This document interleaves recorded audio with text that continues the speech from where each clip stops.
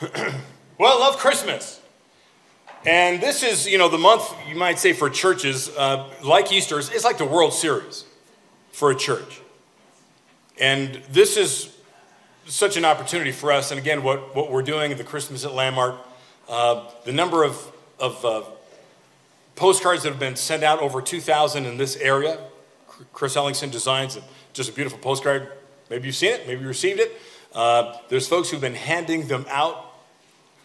Amazing amount of dispersion of these things, trying to get the word out everywhere we can. And thank you for telling your friends and neighbors, and keep doing that. And invite them here on Sunday mornings, because this is where we're going to focus on, quite clearly, the reason for the season. And we're going to be looking at the prophet Isaiah a lot this month. The prophet Isaiah, because he was the primary Old Testament prophet that God spoke to concerning the birth and life and work of the coming Messiah. And the information that God gave Isaiah was given about 700 years before Jesus was born. And so we call that information what? Prophecy. And those prophecies were all fulfilled. All were accomplished and documented in the first 4 books of the New Testament, the gospel accounts. And so this Christmas season, what we're going to do together is look at the fundamental prophecies concerning Christmas and all that God purposed to do in the birth of his son, as we look at the words of God to his prophet Isaiah. You ready? Ready. All right. We start with the prophecy concerning the miraculous birth of Jesus. Sounds like a good place to start at Christmas, and it's in the first chapter of Matthew's gospel, where Matthew records how the angel Gabriel spoke to Mary and later to Joseph in a dream that the Spirit of God was responsible for Mary's pregnancy, that the Spirit of God put a fertilized egg in her womb. Matthew then makes the statement, starting at verse 22, all of this took place to fulfill what had been spoken by the Lord through the prophet. And then Matthew quotes what the Lord spoke. Here it is. Look, a virgin shall conceive and bear a son, and they shall name him Emmanuel. And then Matthew translates the Hebrew for any of the readers that might not know what the name Emmanuel meant, and it translates as what? God with us. But do you know the context of this prophecy that Matthew was quoting and who it was spoken to and why? It's found 700 years earlier, and you can see it for yourself in the 7th chapter of Isaiah. And I invite you to turn to the prophet Isaiah. We'll look at the 7th chapter, verse 14 is where it says, the virgin will be with child and shall bear a son, and shall name him Emmanuel. And God was telling this to a certain king. Who's the king? Do you see his name? Ahaz. Ahaz is what we usually say, okay? Ahaz. He's the king of Judah at this time. The kingdom of Judah is what we call the southern kingdom that was formed during the Civil War, or after the Civil War, we can say right after Solomon's reign, when his son Rehoboam, the heir to the throne, and another man, Jeroboam, that many people in the nation wanted as king instead of Rehoboam. And they actually ended up splitting the kingdom. And it's the tribes of Judah and Benjamin that stay in the south, where Jerusalem was located, and they become known as the kingdom of Judah. And the other 10 tribes, they're north of Jerusalem, and they become known as the nation of Israel. And Ahaz is the king of the southern kingdom, the kingdom of Judah. Now, King Ahaz, he was a very religious man. He worshiped every god that he had heard about in his day, every god except the God of Israel, the God he was supposed to be worshiping as a Jew. And Ahaz, he reigned in Israel for 16 years, and he made every effort, listen to me, he made every effort to destroy the religious foundations of the nation of Judah. Why is that? Sometimes those in power of countries work to destroy the foundations of the predominant religion of the nation. Well, Ahaz, it says he closed the gates of the temple. Pretty much he shuts down the church. he closed the church. So he seals off the entrance to the temple, and he melts down the gold and silver temple vessels that were used in the worship of God. And he offers burnt incense on the high places throughout Judah. The high places were hilltops where, as you know, shrines to pagan gods were located, because the belief was that the shrines were closer to these gods way up high because the gods were in the air. And so the worshipers would have a better chance of being heard and seen by their gods as they're worshiping. Now, Ahaz, he also has altars built on the roof of his house, the White House of his day, so that he could worship the sun and the moon and the stars. Now, more about Ahaz is recorded in 2 Kings, and in 2 Kings chapter 16, verses 2 to 4, we read this. Unlike David, he did not do what was right in the eyes of the Lord his God. He walked in the ways of the kings of Israel. Did you catch that? He walked in the ways of the kings of the north, those north of him in the kingdom of Israel that were already going AWOL. They had already left God, Yahweh, the God of the Jews. And so now Judah is starting to do what the kings of Israel had been doing. And it says that he walked in the ways of the kings of Israel, and he even sacrificed his son in the fire, which means that he did that in the middle of a worship ceremony to one of the pagan gods that he worshiped.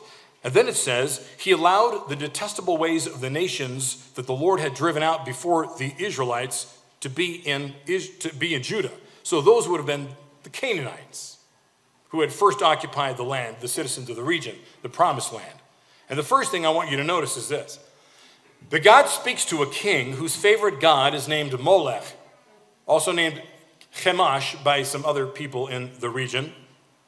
And God speaks to this king whose god, Molech, demanded the sacrifice of the king's son, and at least one son of all the people who worshiped this god. And then God begins to reveal his plan to Ahaz, which, as we know, eventually leads to God sacrificing his son for us. Think about that.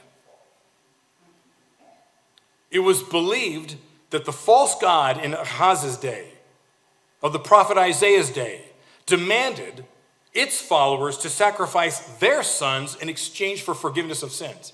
Compared to our God, the God of the Jews, who is our Heavenly Father, the Father of Jesus Christ, who 700 years later will sacrifice his own son for the forgiveness of our sins.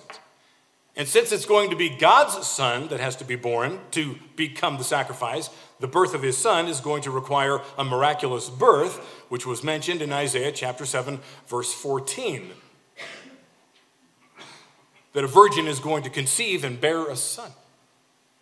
Now we need to leave the 7th chapter for a moment and look at the 8th chapter of Isaiah, where God addresses one of the religious habits of Ahaz found in pagan worship, which was to attempt to speak with the dead and consult the dead through a medium to find out his future. Now, why would King Ahaz want to know his future? Well, because the king of Aram and the king of Israel at that time were planning on coming together to attack Ahaz. And the last time they did that, 120,000 of his soldiers were killed in a single day. And 200,000 of his people were carried into captivity. And Ahaz is afraid. And so he comes to the conclusion to appeal to a king named Tilgath-Pilneser, the king of the Assyrians, for help. Now, where do you think the Assyrians lived?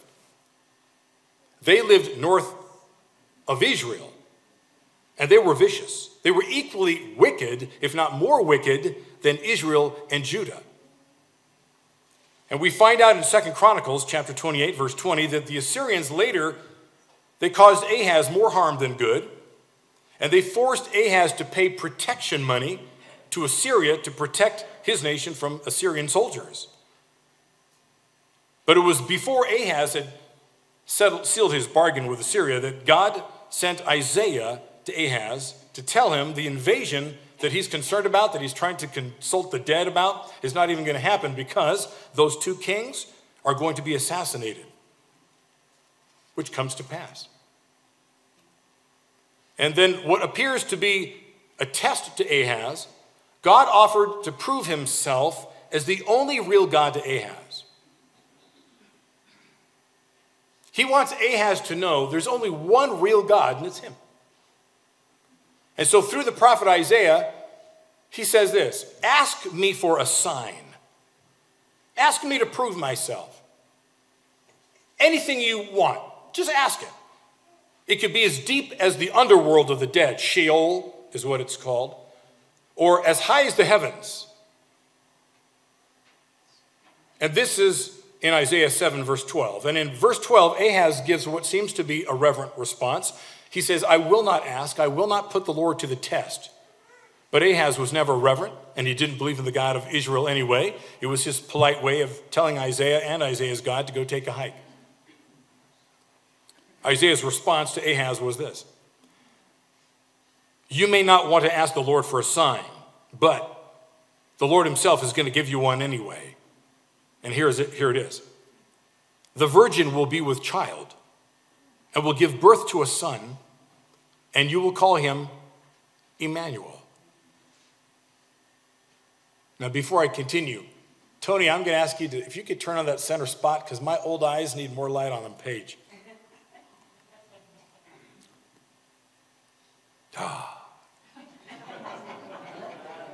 Oh, the Book of Mormon. Oh, wrong book.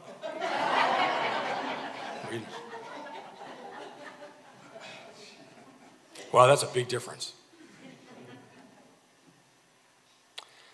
So the sign that Ahaz won't be around to see, he's not going to live to see it. And why God would say, well, if you really don't care to know that I'm the real God, think about this. God says to Ahaz, listen, you're so confused. Don't you want to know what's true? I'll let you name it. I'm giving you a blank check. Ask me anything, to do anything. Part the Red Sea. I'll do it. But Ahaz doesn't ask. Well, then God says, well then, you're not even going to live to know that I'm the real God. And you're not even going to see the sign, the great sign that I want to give to anyone who wants to know what the truth is and who the real God is and what the love of that real God is. And it's going to come 400 years later. A virgin will be with child. And that child's going to be named God with us.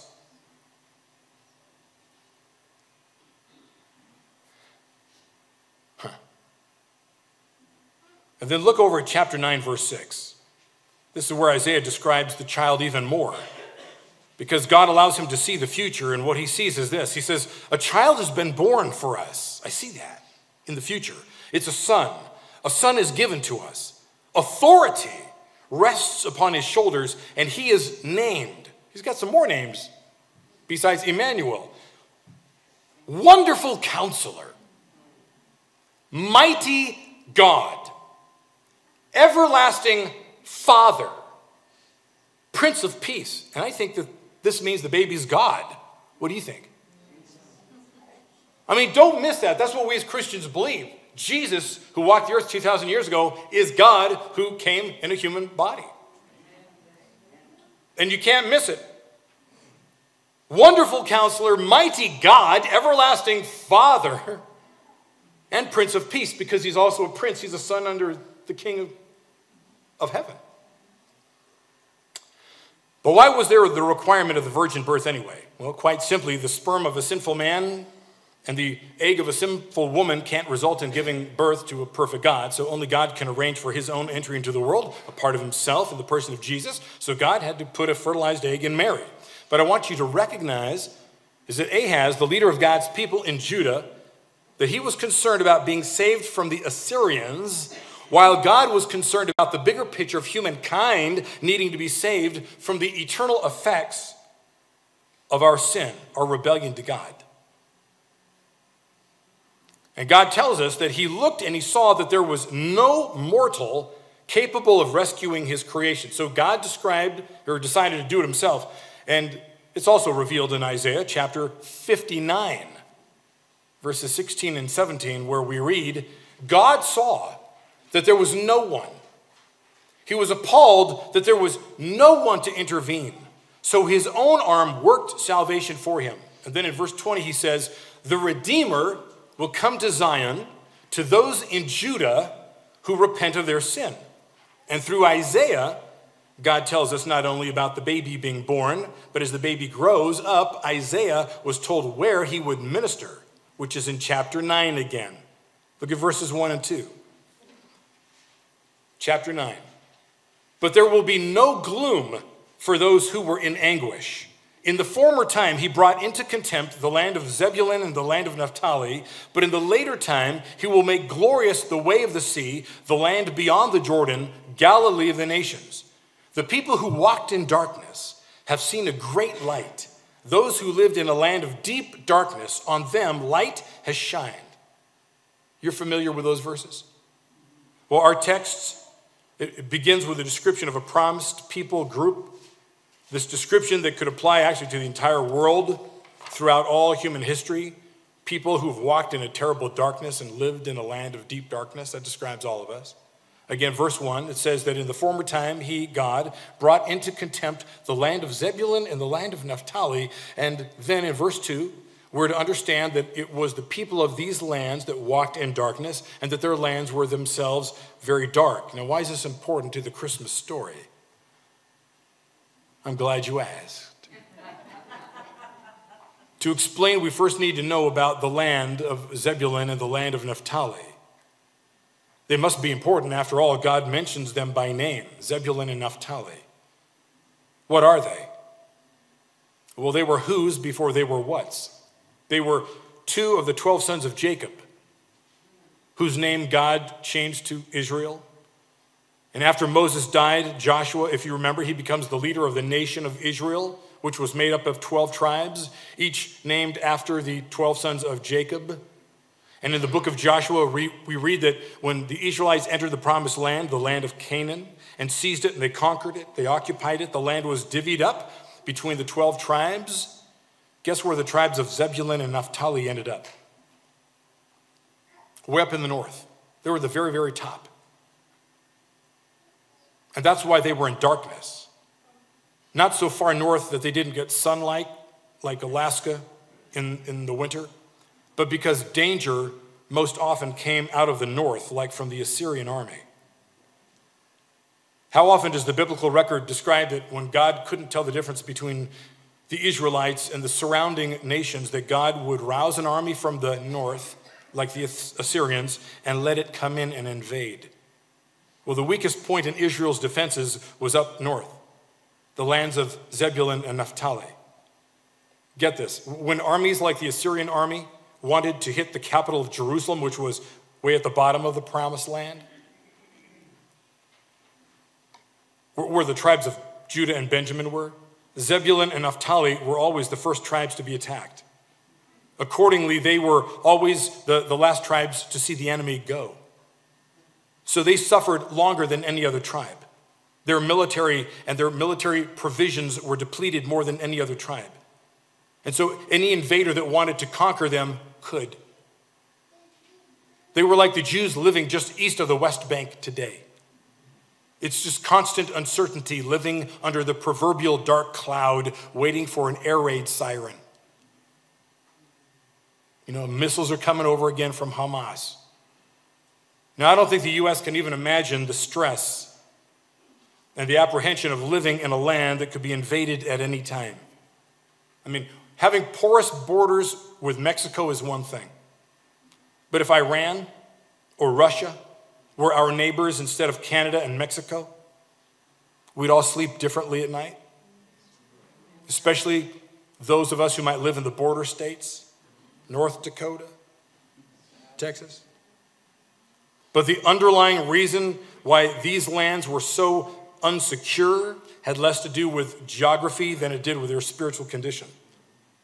Because the northern kingdom of Israel, again, it was no better than the southern kingdom of Judah led by Ahaz. There's a growing list of earth's priorities like materialism and unrestrained sensuality and a growing belief and reliance on the gods of the surrounding nations that extinguish the light of the Lord. The light that they were supposed to raise their families by, make decisions by, conduct business by, to seek the purpose for their lives, the meaning for their lives by. And so the text begins with a statement that God had humbled these lands. Verse 1, in the former time, He brought into contempt the land of Zebulun and the land of Naphtali. Brought into contempt in the Hebrew language literally means made them nothing. God took everything away from Zebulun and Naphtali. Their honor, their dignity, their treasures, their freedom, and for many, their lives. And I would argue that when a nation begins to lose its honor, synonymous with its morality and righteousness, when it loses its dignity, its self-respect, when it loses its treasuries, its wealth, its freedom, and lives with potential foreign invasion, there's a very good chance it's being judged by God. But God told Isaiah in verse 1, but in the latter time, he will make glorious the way by the sea, the land beyond the Jordan, Galilee of the nations. The people who walked in darkness have seen a great light. Those who lived in a land of deep darkness, on them a light has shined. Anything getting clear yet? In other words, God, who had taken everything away from these lands, intended to replace it with the brightest light they'd ever seen. Zebulun and Naphtali were rarely mentioned anywhere in the Old Testament. They were never spoken of as having any important role in anything. That is, until God mentioned them here in Isaiah 9. But remember, these are the only tribes in northern Israel that God included in the connection with the coming Messiah. And why is that? I'm glad you asked. Let's think about where Jesus lived. We know that Jesus was born in Bethlehem. Where's that? Down south. Outside of Jerusalem, in the land of Judah. But when Herod began to hunt him down to kill him, that is when an angel tipped Joseph off in a dream and told him to take Mary and the little Jesus and flee to Egypt, where they remained until King Herod died. And years later, an angel tells Joseph that Herod is dead and that they should come on back. But on the way, Joseph gets some news that Herod's son is now on the throne. His name is Archelaus. Now, history tells us that Archelaus was a tyrant. He was a murderer and he was insane. And so Joseph makes a decision not to return to where Joseph had been living before, down south in Bethlehem, but to go way up north. Now watch, Joseph and Mary were both born where? In Bethlehem. But they lived most of their lives up north. And when Jesus was born, he was born where? Why was he born in Bethlehem?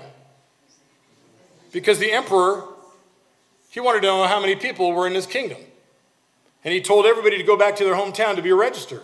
So every man, like Joseph, every father and husband had to take his family and go to his birth town. That's why they ended up back in Bethlehem, where there was no room in the inn. And Jesus is born there. And then it's 2 years later that the Magi appear. And it's on the night that they appear to visit 2-year-old baby Jesus that the angel speaks to Joseph and says, you need to leave. But when they returned from Egypt, where do they end up? Up north, in Nazareth. How far north? Well, Nazareth was the region in Galilee. Galilee was considered a very dark land. It was the other side of the tracks, where only the poor and the questionable people lived in that day. The uneducated people lived there. Nazareth was the town that housed a Roman garrison for the northern regions of Galilee. So most Jews wanted nothing to do with that city, and the Jews that did live in Nazareth were thought of as compromisers who were friendly with the enemy. And I want you to guess which tribes once inhabited the land of Galilee where Nazareth was located. The tribes of Zebulun and Naphtali, which is why when Peter and John spoke before the Sanhedrin in Acts chapter 4, they were just bewildering to the Sanhedrin, the Jewish leaders, because it says they were obviously Galileans. These guys are from way up north. Listen to their accent. And listen to their poor English. And it says that they were unschooled ordinary men, yet they spoke with courage and power. Galilee's reputation was so bad that when Philip, do you remember this? When Philip told Nathanael that we found the Messiah, and Nathanael said what? Can anything good come out of Nazareth? Matthew tells us that early in Jesus' ministry, he left his hometown of Nazareth, and he went and lived in Capernaum, which was by Galilee, the sea. That's the area of Zebulun and Naphtali, to fulfill what Matthew says in his gospel. He says he was to fulfill what was spoken of by the prophet Isaiah. Land of Zebulun and land of Naphtali, the way to the sea, along the Jordan, Galilee of the Gentiles. The people living in darkness have seen a great light. On those living in the land of the shadow of death, a light has dawned. That's Matthew chapter 4.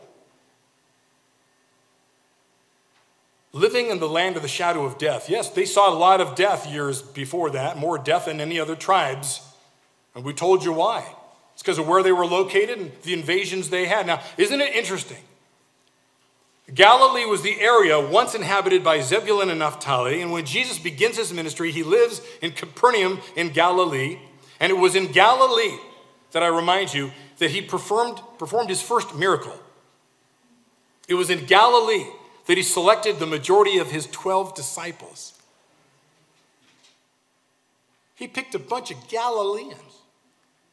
And it was in Galilee that he spent most of his time preaching and teaching and performing various healings and miracles. It was on that Sea of Galilee where the storm rose and everybody thought they were going to die in the boat. And Jesus said, hey, quiet things down. You know, remember another time? They go across the sea. Jesus, in the middle of the night, is walking on the water. Jesus literally brought the light of God himself to the people who lived in the land that had once been in darkness. Zebulun and Naphtali. I mean, now you know what that great light was that Isaiah foresaw.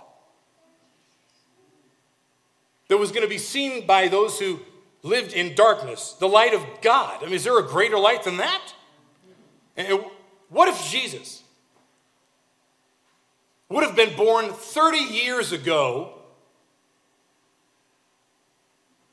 and lived not in Galilee, but in Rapid Valley?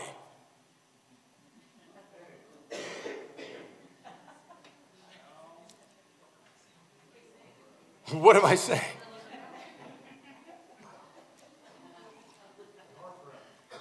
North Rapid. Okay, West River. Didn't mean to insult anybody in that. I mean, think about this. What if out of all the places that God could have chosen to walk the earth in a human body, he chose to be here? What would that be like? What would your expectation be for your life? And for the life of everybody around you?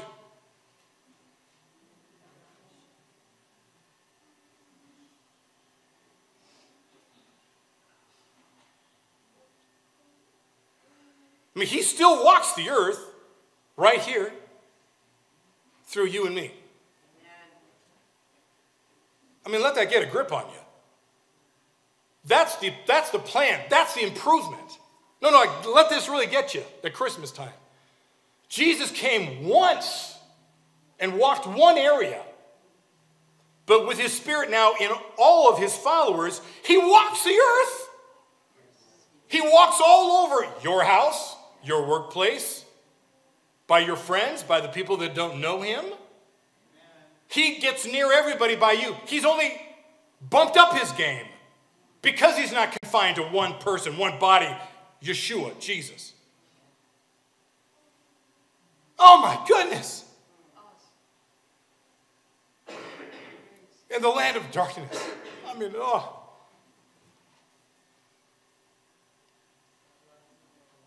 On purpose, Jesus goes to this obscure place that has a history of being compromisers. Nobody wanted to be associated with those people, but that's where Jesus chose to be associated. and to launch a global salvation work. My goodness. He lived there.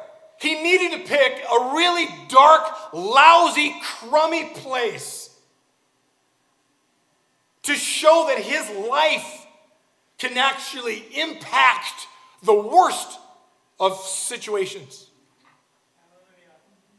He didn't go to some place that had it all together. I mean, think about this. I mean, his life was meant to shine in such contrast to the culture and the place and the spiritual condition of the people of this area, so that people understood he is the hope-filled light in their lives, in their dark world. That was the darkest, most hopeless part of the country in his day. So listen, if Jesus could light up those towns and make the difference he did, and handpick people who become his disciples that then just multiply what he did, what could he do with Washington, D.C.?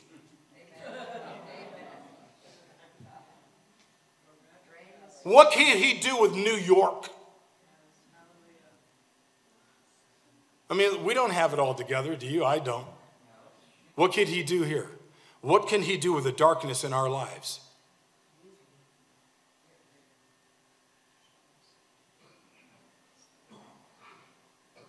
During his ministry, Jesus said, I have come into the world as a light, so that no one who believes in me should stay in darkness. That's John 12:46. In John 8:12, Jesus said this, and you could better understand why he did now. He said, I am the light of the world.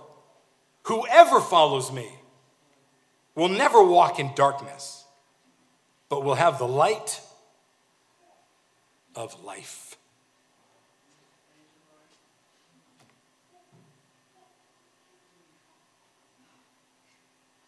So, church,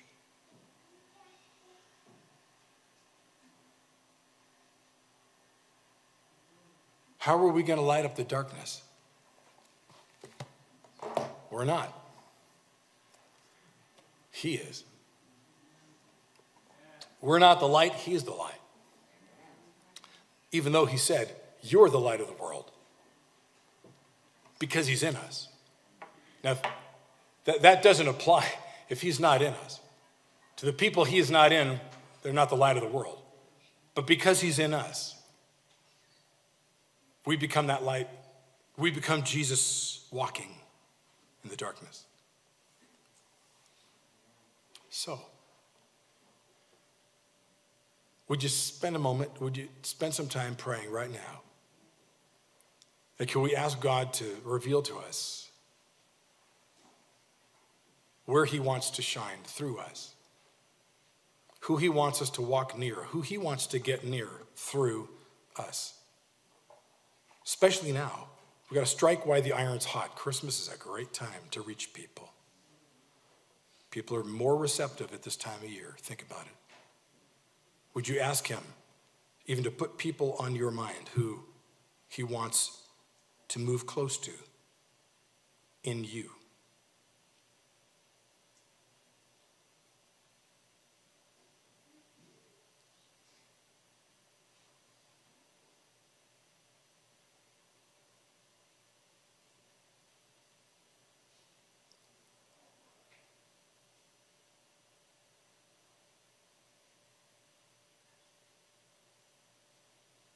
As the worship team comes up, can you continue to pray for what we're about to do starting Friday night? You know, we had 1,000 people, over 1,000 people come through this place last year, Christmas at Landmark. Can you believe that? What can we do this year? Pray that God sends people. And then we want to be here, everybody. Come. We really want we'd love this entire church family to tag team the 6 nights we're doing this, to rub elbows with those that do not know him.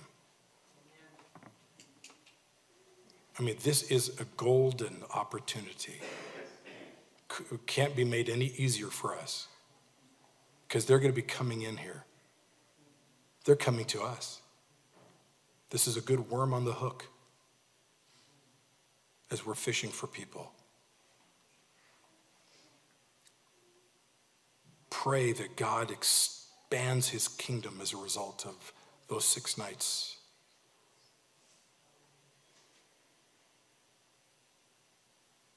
That people will want to come here, not just to see the lights, but to see the light. And to join us on Sunday morning. Would you pray right now? Come on, church. Pray that the presence of God, the presence of his Spirit is going to bowl people over when they walk into this place. When they come onto the property, when they walk into the mansion and walk into this sanctuary, it's going to hit them like a ton of bricks. You know what it is like, don't you? Come on. You know what it's like to walk into a place where the Spirit of God is so heavy. You go, oh my goodness, the Spirit of God is in this place. We want people to walk in here and say, oh my goodness, I've never felt what I'm feeling. They don't even have words to describe what in the world they are feeling. Yep. Absolutely. As soon as they come onto this property, out there at the gate, as soon as they come in, they're just bowled over by what they experience. And it will intensify as they meet you. As you step forward and you greet them and get to know them.